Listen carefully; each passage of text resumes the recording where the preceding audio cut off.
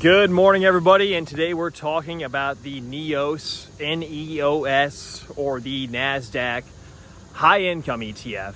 The Nasdaq-100, basically high-income ETF. I actually just got pointed in this direction by a commenter.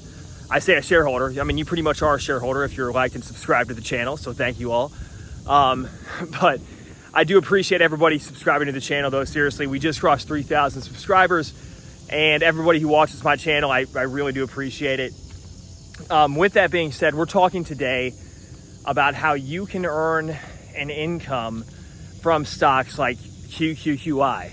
Now, that is the NEOS Nasdaq High Income ETF, because basically what it does is it sells options on Nasdaq-100 stocks, and it earns income on a monthly basis. And you're gonna be the beneficiary of that income. And right now, earns 14.29% last time I checked. And the dividends it's paying are actually quite consistent. And so I thank you for the individual who pointed this out on the channel. I'll try to leave your username below if I can find your comment. I know I liked your comment, and I thank you for pointing that out, because I started doing a bit of research on this. I found this is actually quite a delightful ETF. You know, it's delivering, you know, somebody mentioned I talk about JEPI and JEPQ a lot. It's time I expand my horizon. You know, I was making a video the other day about JEPI and JEPQ, and I had just bought some shares in my accounts and whatnot, but like I love those ETFs, right? So it's time to talk about another one and potentially buy another one as well. You know, also DIVO. Check out the DIVO, D-I-V-O ticker symbol. That's a great one as well. And obviously, you know, consult with your financial advisor. I have my finance degree, but I'm not your financial advisor. You know, I previously worked as a registered representative, but I'm not your financial advisor or broker. So please consult with a financial advisor or somebody who can help you with these decisions. But at the same time, these are some of the choices out there that exist. And it's very fun to think about these opportunities. And obviously when you start diversifying, it gets even more fun, because if I can find JEPI, JEPQ, DIVO, QQQI, and whatever other individual stocks or ETFs I choose from, those are 4 solid ETFs, and then you can do 10 solid dividend stocks individually to make another ETF manually. And you could have a well-diversified portfolio, and perhaps you could build those 10 individual stocks up to 200 shares a piece over time, and you could start selling options and doing the wheel strategy on stocks that already pay dividends, right? Making your own dividend ETF yourself. And that's always exciting to think about, because that's exactly what these types of strategies are utilizing. And if you look at this, if you look at the market from the perspective of cash in versus cash out, kind of like a casino, you know, a well-functioned casino, the buyer of the option, for example, is going to come to the table playing blackjack or whatever. Maybe they're going to the slot machine, but they're probably playing craps or blackjack, or roulette or something along those lines. But maybe Texas Hold'em. I personally like Texas Hold'em. That's one of my favorites. Let me know what your guys' favorite poker game is, and if you guys play poker, in the comments down below. But when it comes to the market and making a solid return, you can kind of compare it to a poker game or a casino. The buyer comes down, you're the dealer, you're selling the option to sit down at the table and play the game and potentially make some big money against the dealer. Well, the dealer is consistently selling you a product that most of the time is going to expire worthless, and you're going to be left holding the bag.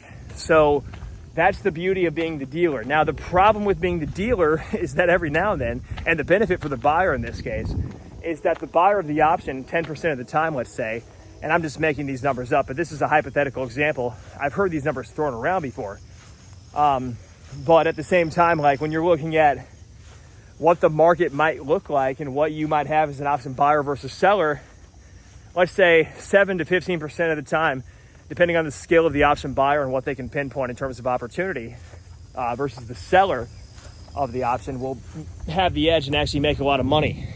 Now, that's exciting to think about, but I mean, how many times do you have to try to make that return versus the option seller? Most of the time you're going to earn enough profit to at least break even, if not make a profit on your investment. So that's why cash flow is so beneficial versus focusing on growth, because with growth, it's strictly price based. If the price move does not happen, if there's no volatility, you do not make money. And volatility is your friend if you're a trader. If you're trying to make money, and a large amount of it potentially from an options trade in a short period of time.